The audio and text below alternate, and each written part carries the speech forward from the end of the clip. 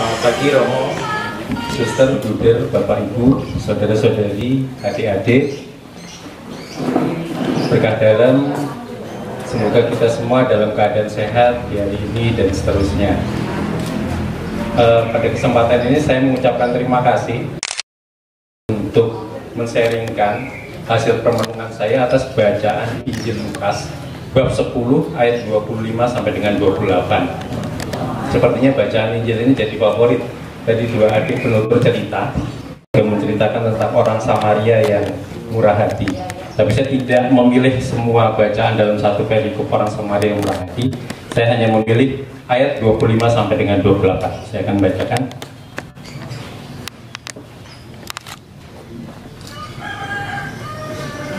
Tuhan beserta kita sekarang dan selama-lamanya. Inilah Injil suci menurut Lukas. Pada suatu kali, berdirilah seorang ahli Taurat untuk mencobai Yesus, katanya, "Guru, apa yang harus kuperbuat untuk memperoleh hidup yang kekal?" Jawab Yesus kepadanya, "Apa yang tertulis dalam hukum Taurat? Apa yang kau baca di sana?" Jawab orang itu, "Kasihilah Tuhan Allahmu dengan segenap hatimu, dan dengan segenap kekuatanmu, dan dengan segenap jiwamu, dan dengan segenap akal budimu, dan kasihilah sesamamu manusia seperti dirimu sendiri." Kata Yesus kepadanya, "Jawabmu itu benar, perbuatlah demikian, maka engkau akan hidup." Demikianlah sabda Tuhan. Terpujilah Kristus. Romo, Suster, Bruder, Bapak Ibu, Saudara-saudari, adik-adik yang terkasih, saya memilih bacaan Injil ini dengan alasan waktu saya mengikuti pertemuan ketiga BKSN di lingkungan saya, muncul suatu pertanyaan yang mendorong saya untuk merenungkan tentang bacaan tersebut. Pertanyaan saya adalah, mengapa kasih bisa membawa kita pada hidup yang kekal? Bahkan dalam Injil Matius dan dalam Injil Lukas disebutkan hukum kasih adalah hukum yang terutama. Santo Paulus juga mengatakan bahwa kasih lebih besar daripada iman dan pengharapan. Berikut adalah hasil pencarian dan permenungan saya. Saya mengacu pada surat Yohanes yang pertama bab 4 ayat 7 sampai dengan 8. "Saudara-saudaraku yang terkasih, marilah kita saling mengasihi, sebab kasih itu berasal dari Allah, dan setiap orang yang mengasihi lahir dari Allah dan mengenal Allah. Barang siapa tidak mengasihi, ia tidak mengenal Allah, sebab Allah adalah kasih." Allah adalah kasih. Dari pernyataan ini dapat dikatakan bahwa Allah pada hakikatnya adalah kasih. Allah yang tinggal di dalam diri kita adalah kasih yang sempurna. Kita memiliki sumber kasih yang sempurna di dalam diri kita. Namun aliran dari sang sumber terhalang atau terhambat oleh berbagai kelemahan-kelemahan kita, yang menjadikan kita belum bisa memiliki kasih yang sempurna. Halangan-halangan tersebut adalah dosa-dosa, nafsu-nafsu duniawi, keegoisan, keterikatan kita akan hal-hal duniawi. Dengan menyingkirkan semua halangan-halangan tersebut, aliran kasih yang sempurna akan memenuhi kita. Sehingga ketika kasih kita sempurna, kita akan menjadi sehakikat dengan Allah. Adakah yang lebih besar? Adakah yang lebih utama dari menjadi sehakikat dengan Allah? Pertanyaan saya lanjutan adalah, bagaimana kita dapat memiliki kasih yang sempurna? Sama seperti banyak hal memiliki tingkatan, kasih pun memiliki tingkatan.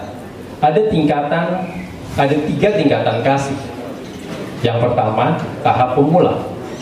Pada tingkatan ini seseorang berusaha agar dia tidak jatuh ke dalam dosa berat, dan juga berusaha untuk melawan kelemahan dan kecenderungan untuk berbuat dosa. Orang ini menyadari bahwa dosa berat akan menghancurkan kasih. Dan tahap kedua, pada tahap ini, seseorang bukan lagi berfokus untuk menghindari dosa, melainkan pada bagaimana bertumbuh dalam kebaikan.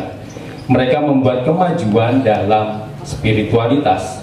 Mereka mulai berpikir apa yang dapat dilakukannya untuk dapat semakin memberikan kemuliaan bagi nama Tuhan dan memberikan kebaikan kepada sesama. Dia bertumbuh dalam kasih dengan cara berbuat kasih. Yang terakhir adalah tahap sempurna.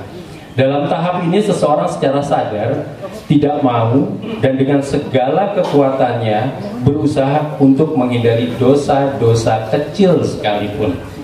Ia secara aktif menggunakan seluruh akal budi, perbuatan dan perkataannya untuk menyenangkan hati Tuhan. Mereka setia terhadap inspirasi dari Roh Kudus dan menjalankan semua hal, termasuk hal-hal kecil, dengan kasih yang besar. Dengan mengetahui tingkatan-tingkatan kasih tersebut, kita dapat merenung di dalam diri kita, di tingkatan kasih manakah kita berada. Apakah mungkin kita mencapai tingkatan kasih tahap sempurna? Kita yang adalah manusia biasa yang hidup di zaman modern, bisakah kita memiliki tahap seperti itu? Puji syukur kepada Tuhan karena kita percaya kepada Tuhan yang maha bisa. Seperti sabdanya, sebab bagi Allah tidak ada yang mustahil. Selain itu Tuhan tidak akan memberikan perintah yang mustahil, karena Dia menegaskan, sebab yang kupasang itu enak dan bebanku pun ringan. Kunci dari kemampuan kita untuk mengasihi adalah rahmat Allah. Kita yang telah dibaptis telah menerima rahmat Allah yang begitu besar, yang memampukan kita untuk dapat mengasihi Allah dan mengasihi sesama dengan lebih baik. Kita juga dapat mencapai kesempurnaan kasih dengan terus bertumbuh di jalan hidup rohani, dengan melakukan doa, beribadah, dan menerima sakramen Ekaristi dan sakramen Tobat, mendalami kitab suci, membaca bacaan rohani, serta melakukan karya-karya pelayanan. Salah satu jalan hidup rohani adalah doa. Sama dengan kasih, doa juga memiliki tingkatan. Doa adalah pintu masuk menuju persatuan dengan Tuhan yang ada di dalam diri kita. Dengan setia dan tekun menjalani hidup doa, Allah akan memberikan rahmat-Nya sehingga kita dimampukan bertumbuh dalam tahapan doa kita. Orang yang bertumbuh dalam hidup doa sejatinya bertumbuh pula kadar atau tingkatan kasihnya kepada Tuhan dan kepada sesama. Lantas, bagaimana cara yang benar dalam melakukan perbuatan kasih? Kasih itu pada hakikatnya adalah memberi kepada yang dikasihi. Memberi yang dimaksud tidak terbatas pada uang atau barang, tapi juga termasuk waktu, tenaga, kepedulian, dan banyak hal lainnya. Bahkan memberi senyuman yang tulus adalah salah satu perbuatan kasih. Hal terpenting dalam melakukan perbuatan kasih adalah tujuan atau dasar dari perbuatan itu. Tuhan tidak semata-mata melihat kepada besarnya segala yang kita buat, melainkan kepada kasih yang mendasari atau menjiwai semua perbuatan kita.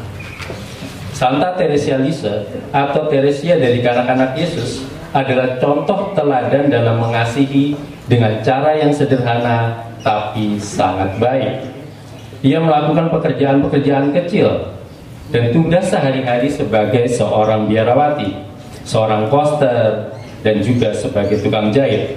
Akan tetapi cinta kasih yang menjiwai setiap perbuatannya sangat besar. Kasih yang murni dan sangat besar yang menjiwai setiap perbuatan Santa Teresia menjadikan jalan kecilnya menjadi jalan kesucian.